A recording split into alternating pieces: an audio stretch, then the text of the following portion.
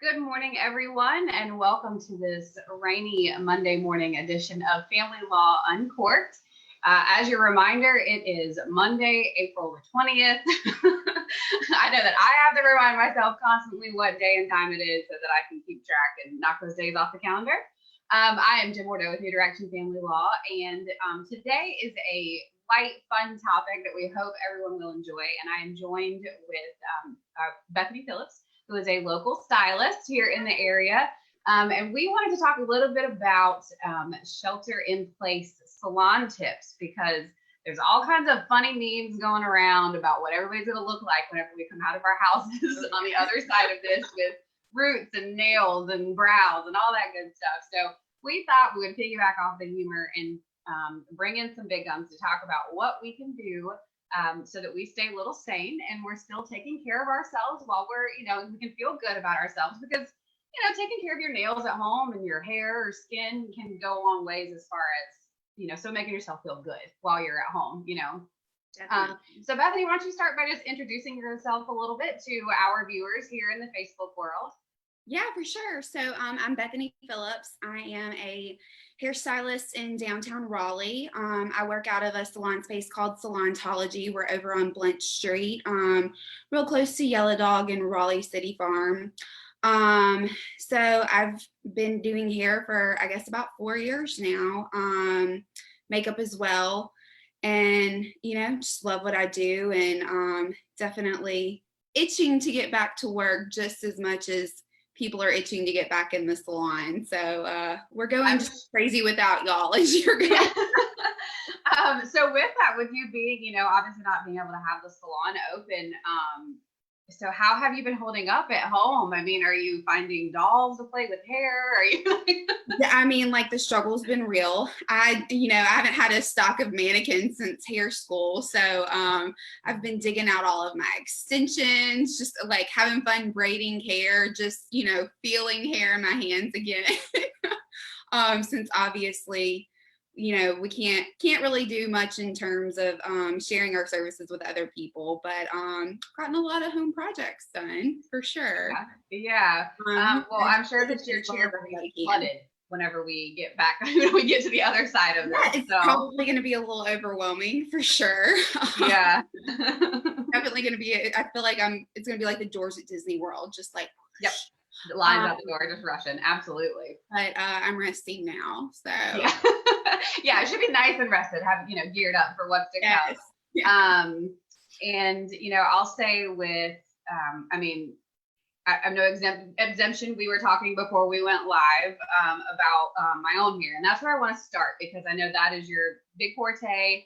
And I, wish that I could say this was my natural hair color, but it is not.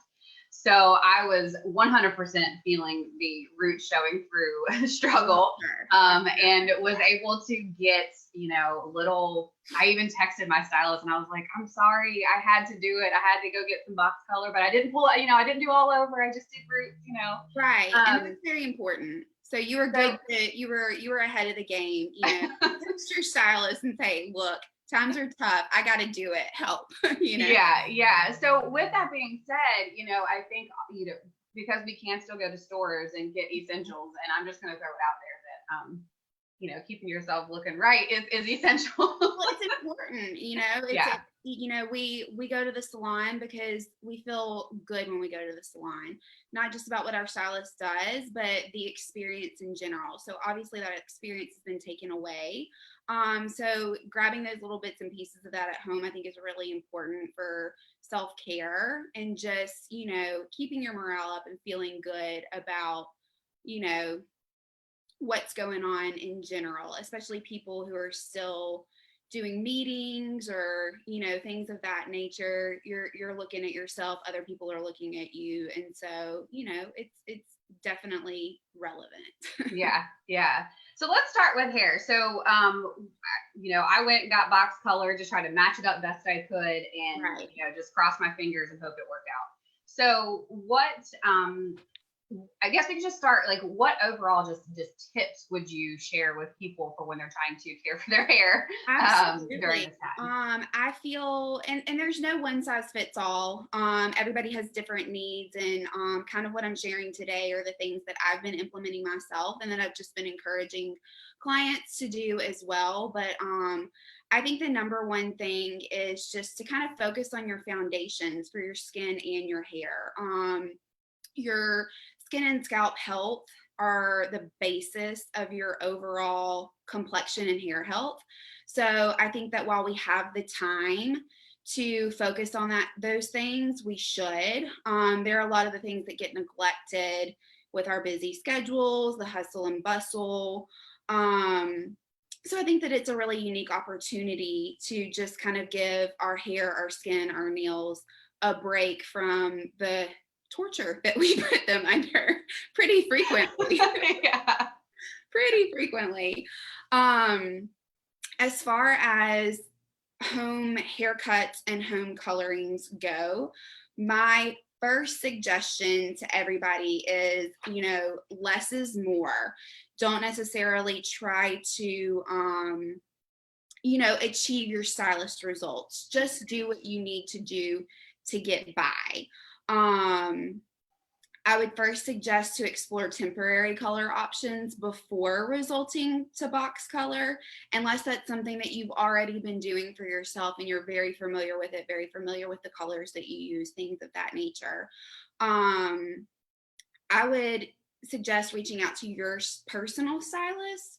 They obviously know your hair, they know your hair history. They're going to be able to give you a lot more guidance than, or personalized guidance than just, maybe I could or someone else could in general. But see if they're offering at-home touch-up kits. See if they're offering, direct shipping to you for retail products, for root concealers, things of that nature. That also could be a source of income for them as well. So I would say first and foremost, only do what you need to do to get by. If you do end up feeling that store-bought color or just any color in general is necessary, I would say the biggest thing that you could do is have someone help apply it for you, especially in the back. That's going to, kind of cut down on any overlapping or anything that could cause some issues for your stylist in the future, moving forward with your next appointment. And also, try just, around your hairline, down your part, in the back where you pull your hair up, only the places that are visible.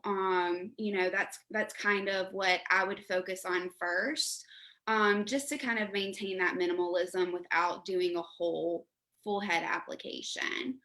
I think that, if you can kind of practice less is more, then that'll put you in a much better spot moving forward with your stylist when you are able to return to the salon. Yeah, you mentioned cutting, and I mean, I guess I didn't think about that because I have long hair, so I can probably get away with not cutting it this entire time. But I think for people that have cute little short pixie cuts, or where the upkeep is, they're struggling. Yeah, is much more frequent. I do not have the wherewithal to be like, oh, sure, let me just try trimming my ends. I would screw something up, I'd freak out, and then I don't know what I would do. So, but yeah, I didn't even think about that. Or for guys, obviously, maybe they're going to try to achieve man bun goals now. I don't know. We've got one male attorney in our office, and he's got this fantastic beard and coif of hair, and so he takes care of it regularly. And now I'm sure we'll see him on Zoom meetings, and he's just like, I don't know what to do with this. Like, help.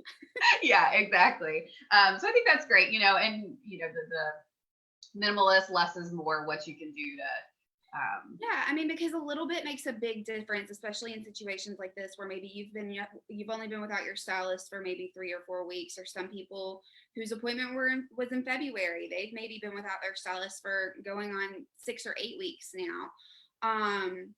So I think until we kind of get a little more guidance about what returning to the salon is going to look like, keep kind of practicing like just minimalism, and if you have to do it more than once, you have to do it more than once. I think that you would probably get better results, especially with cutting.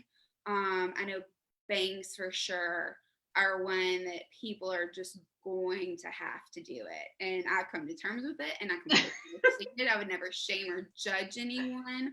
All I can say as far as bangs go, and I can definitely post some links in my Instagram story, my Facebook story to, some at-home bang trims and stuff like that, to kind of give people a little bit more of a visual guidance. But again, minimal cutting. It's far better to cut more than once than to do a major chop that's going to take you months to grow back out. Yeah. Don't use a lot of tension when you're pulling your bangs down. Really just kind of clean up the ends, get them out of your eyes. If you're, I assume that the majority of people are going to be using home kitchen scissors. Totally understand. That's what we have at this point. You're kind of like twitching at the sound of just saying it, but we have what we have to work with. Instead of using the horizontally to cut, use it vertically and kind of just chop into the tips of those bangs just to kind of soften any harsh lines. I think that'll save a lot of micro bangs. Yeah. That might very uneven. It might come back after all. Yeah. There's gonna be a new hairstyle just called COVID or Corona after all this. Yeah. We'll see what that is. I think that's great advice.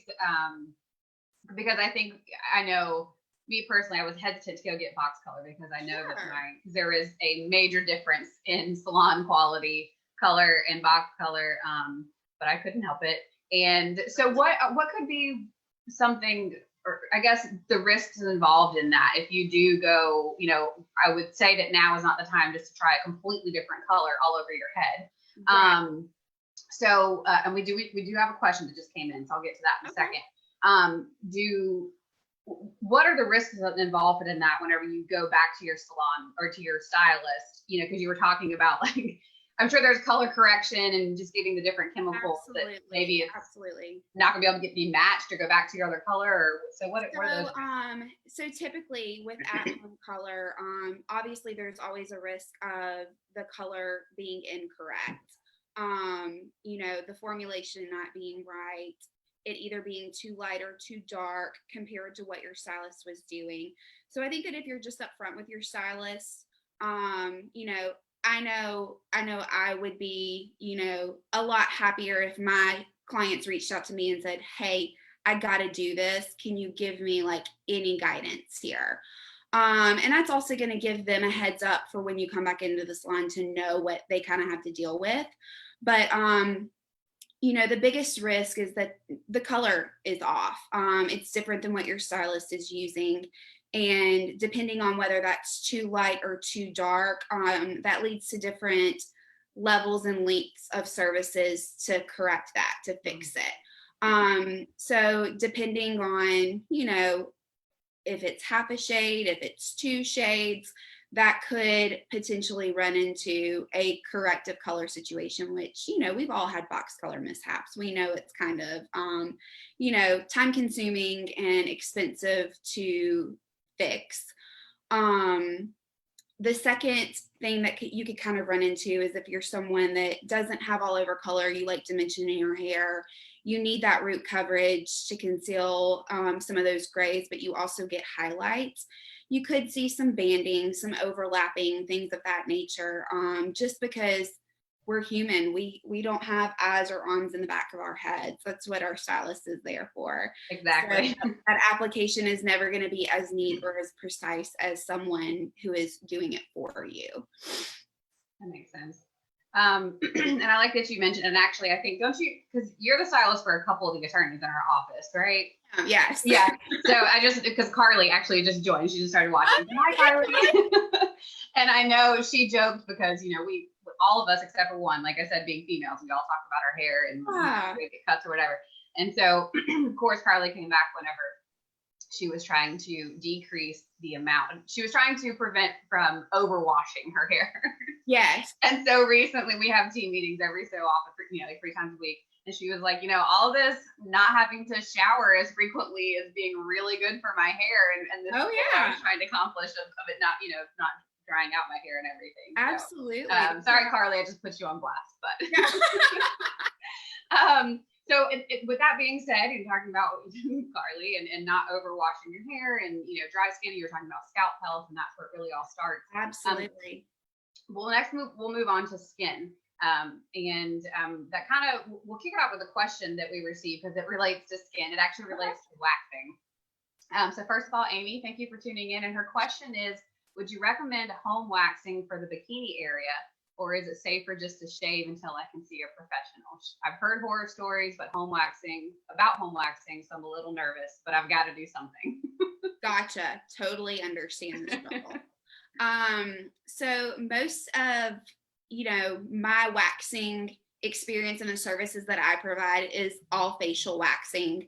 I don't really do body waxing, but I can speak from own personal experience here. I would just shave. It is not as easy as they make it look. Their job is difficult, again, with applying, color to the back of your head. They have a much better angle to work with. I personally would, forego at-home waxing for the bikini area and just kind of, stick with shaving for now. Yeah, I can see. Plus, it's one thing whenever you go and, you go to the salon, get waxed or whatever, and they're the ones that's ripping the strips or, and they've got better quality wax. Problem. But whenever you've got to do it to yourself, I feel like there might be a little bit more hesitation. It's coming, you anticipate it more. And then, you get halfway through ripping that strip and you're like, oh, no, I can't do the rest, but you have to. Yeah, that was a great question, Amy. Thank you so much. For sure. And Carly did correct me and say that she is showering daily. She's washing her hair daily. So sorry, Carly. So keeping up with skin, we'll just talk a little bit about just this whole situation we got going on our faces. Yeah. I think for me, it's been a good time it's been great to minimalize makeup, right? The time I really put makeup on is for Zoom meetings, which have been pretty frequent, but I can also get away with just throwing on like my blue light filter glasses and like covering up the eye situation, then I'm fine. But I think during this time we can also get kind of comfy and complacent. I am guilty as charged. At night, I'm like, for sure, I didn't put any makeup on today, so I don't need to wash my face tonight. But so what would you say around that? That it's just as important, to still keep up with morning and evening washing. It's more important. For me, I have personally noticed a big shift in my complexion overall, not wearing makeup. At the beginning of this, I actually went 20 days without wearing makeup. And I'm a full face of makeup girl every single day. I love it. I just love playing with makeup. So that was a personal record for me. Congrats. And I'm also incredibly diligent with my skincare, and I have been for decades now. So to see just I also use great quality makeup, vegan baselines, things like that I really didn't know were affecting my skin as much as they were. So that's been a big eye opener for me, even as somebody that, removes their makeup every single night, washes their face twice when they have makeup on. I follow all the rules, and I've still seen just what it's done to my complexion overall and how much it's cleared it up. But my advice would be, like I said earlier, use it as an opportunity to kind of take care of the foundation. Your complexion is the foundation of how your makeup looks. If you aren't taking care of your skin, your makeup is not going to apply well. It's not going to look well. So I think that using this time to be more diligent with maybe some routines that we had that we've fallen out of, or building a skincare regimen if you don't already have one. I think that, again, it's just a really great and unique opportunity to start doing that if you aren't already. Yeah. And what about, because I know, I've seen a lot of Instagram stories or, whatever of, people experimenting with masks and, and things like that, like clearing pores. And so I've kind of heard two sides of, yes, this is a great time to really treat your skin and take care of your skin and use it as a focal point when we've got more time. But also kind of be careful because you don't know if you're using a new product, if it's going to. Absolutely. There are lots of different skin types out there. So it's definitely not a one size fits all. There are some great like DIYs out there. If you are running low on products that maybe you already have and can't quite get your hands on them, there's definitely, some budget brands that you can purchase at the grocery store, at Target, that, will give you a bang for your buck and go a long way. Also, just everyday ingredients, stuff like honey, avocado, egg whites, stuff like that. And again, I can kind of link some of my favorite, DIY mask tutorials and videos and stuff like that. But masking and exfoliating is great to do, 2 to 3 times a week anyway. But I would just say to people that maybe don't have a routine already, definitely err on the side of caution. If you've never really given yourself a facial before, if you've never, exfoliated, steamed, done the whole 9 yards, kind of get some products that are more on the gentle side, like your daily exfoliants, things like that, so you ensure that you're not going to anger your skin. Yeah. And I think, those links and different, tips or tutorials that you're talking about that you have on your, on Instagram or with your Facebook page as well, I think would be super helpful. Oh yeah, I'll try to get that up by the end of the day. Awesome. I don't make videos myself, but I obviously, I have tons. Because some of those things you can use as far as being a really good time to care for, like you said, going back to hair, like your skin and your scalp and your hair, that you can use some of those products at home. I know I've heard of like egg whites before and things like that that can really help just clean from all the products that we use. And obviously, absolutely. So definitely good things to think about. So you're still taking care of yourself, and maybe it's something that you have at home, even though I know that eggs are a hot commodity these days. I know eggs are a hot commodity. Flaxseed's another one. Flaxseed's actually great. If you boil it with water and then kind of strain it, that gel that comes out of it is really great for your nails, for your cuticles, stuff like that, which is, also something that we need to take a break from. That was actually going to be my next point. I was going to say, well, I don't want to take up too much of your time, but nails, absolutely. Because there's been all kinds of, I love memes, I'm going to be honest, but that's one of the I know, they've been great. that have come out of all of this are the funny memes surrounding a lot of things, but salon stuff too. So, with nails, I get gel manicures all the time. It's just, my nails are stronger that way as far, they don't break as often, colors, love all the colors and nail shapes and all that kind of stuff. But obviously that's not an option right now. So, for people that, they're starting to grow, if they're still on, right. Lord knows they're like out to here, like you've got tips at this point. So, but I know that one of the times I went and got my nails done, because gel lasts really well on my nails. It generally lasts like 4 weeks, sometimes more, if I can stand the growth that long. Right. But the nail person told me that it's not good for the gel to stay on there that long without, removing it and, taking care of the nail and then reapplying kind of deal. So right. Now's a good time, like you said, to let your nails take a break, remove that gel, let your nail breathe, get some natural strength back into it. So what's the best way of doing that? Like removing gel and without tearing your nails to pieces? Absolutely. I personally do the dip, the SNS powder.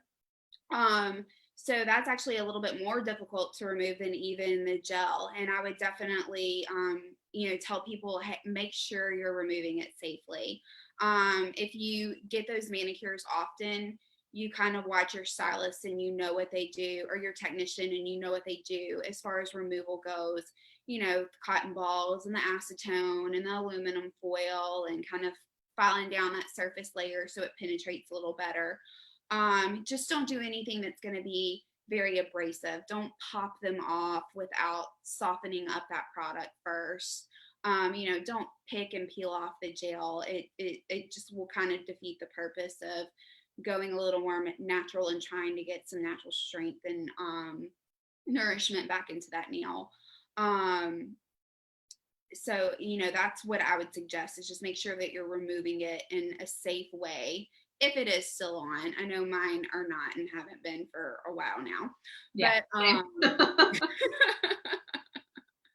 and then, have a little spa day at home, if you've got kids, pawn them off on your husband, or whatever you got to do, and just give yourself a spa day, give yourself a facial, do a hair mask, give yourself a manicure. We were talking about earlier how, we don't just go to the salon for, the end result. We go for the experience as well, to feel pampered. So, give yourself a little piece of that at home too. Absolutely. I saw my friend, I need to get, because Lord knows I haven't had a pedicure in a while, because it was cold beforehand. So I hadn't really, and now I'm like, it's warming up, and Lord bless my feet. You're not ready. So I was like, I need to take a bath, like just to relax and chill. And then that can also serve to, kind of give myself a little mini pedicure. Yeah. And I saw a friend of mine got one of those, wine glass holders that like sticks to the bathroom wall. So you can put wine. And I was like, I like where her head's at. So you can definitely have fun with it. And I appreciate all these tips, and I think we'll wrap it up there. But I thank you so much for your time. Oh my gosh, you're so welcome. Expertise this morning and tips. And if people, once we're on the other side of this, first of all, check in with your stylist. They want to hear from you too. They do. We miss y'all. We do. And so if on the other side of this, people are looking for a stylist, and they're interested in coming meeting with you, what's the best way for people to get in contact with you? So Facebook, Instagram, I can definitely post my Instagram handle. I have a booking link on there. It's just not active right now, obviously. My email address is on there. I'll post all of that kind of in the comments from the live. And then, like I said, hopefully by the end of the day, I'll kind of get the links to those great tutorials that I was talking about. I'll get that up on my Facebook stories and my Instagram stories as well, so that people can kind of have access to that. One thing that kind of popped in my mind when we were talking about nail removal is extension removal. A lot of people have, tape-in extensions, hand-tied extensions. So I've seen some, really some celebrity stylists who have kind of made short little videos on how to safely remove those things as well. So I'll definitely get all of that together and get that posted later on today for y'all. That would be awesome. Oh, one last thing I forgot to ask, because we're on Zoom, and I literally asked you this morning, right before we went live. Yeah. We obviously, if you're working from home, Zoom meetings or WebEx or whatever virtual platform you're using, there are a lot of virtual meetings going on right now. So, everybody's got different lighting and situations going on as they've tried to figure out a work from home space. So, what tips for I guess makeup for ladies, but men too if they want to put makeup on, for these virtual meetings, just to help kind of give you that polished look? I mean, I know lighting is a big deal. So I know for me personally, I've got a ring light, which is amazing. So if you have one of those, and you can get them really cheap off of Amazon for just like small, simple little ones. Yeah, they're great. But as far as maybe makeup is concerned, what tips would you give for having that polished look for Zoom meetings? So yeah, like you said, lighting plays a big role in it. You always want to put yourself in front of natural light. And if that means that you have to like build a makeshift fortress to set your computer on in front of your window, you can totally do that also. I've got a lamp in front of me because my window is that way. But as far as makeup goes, kind of the same rules that apply to photography. I know lots of females have probably been in weddings and gotten their makeup done professionally. And a lot of times, light natural applications don't show up as much on film and on photography. So going a little bit heavier than you're used to will maybe kind of keep you feeling from you're a little washed out, and not necessarily in terms of boldness or color. Just keeping things monochromatic is always a really nice natural look, but just going a little heavier with the application.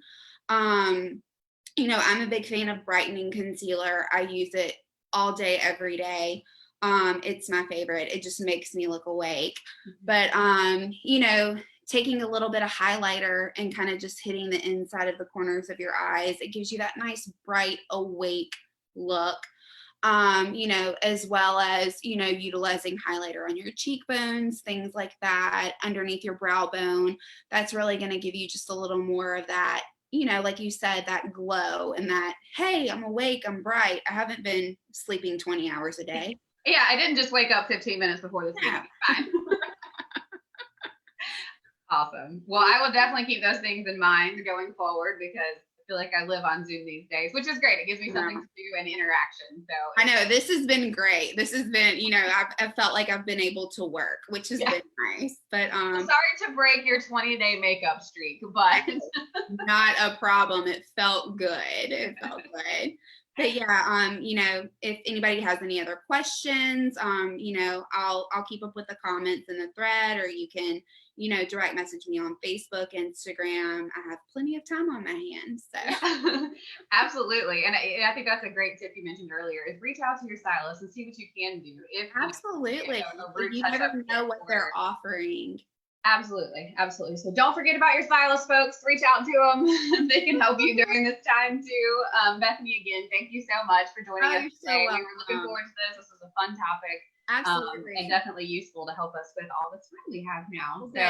So please don't hesitate to reach out to Bethany with any questions. Of course, we're always here for any questions as well. Next time, Wednesday, we don't have as fun a topic. Our next Family Law and Court is about bankruptcy and divorce and COVID-19. So not as fun as salon stuff, but still necessary. But probably relevant in some cases for some people. Yeah, definitely. Well, again, Bethany, thank you. I hope you have a wonderful rest of your day. Stay safe and well out there, and we'll see you on the other side. Awesome. See you later.